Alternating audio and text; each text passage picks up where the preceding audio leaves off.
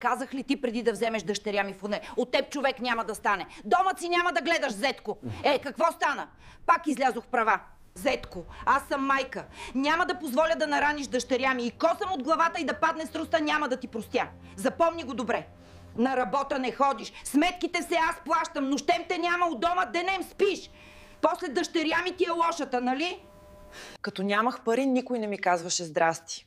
Сега имам па, все къдет ми звъните. Разбрах, искаш да ти дам пари на заем. Да имах, щях да ти дам, ама и аз нямам, скъпа. Всяка сутрин си казвам, няма да ходя на работа. А после гледам, пак съм тук. Кога ли ще си седя вкъщи, нагласена и спокойна? На времето, ако бях учил, сега ще да седя зад бюро. Нямаше да търпя ничие лошо дъхане. Учете се, млади хора. Гледайте нас, вижте докъде стигнахме.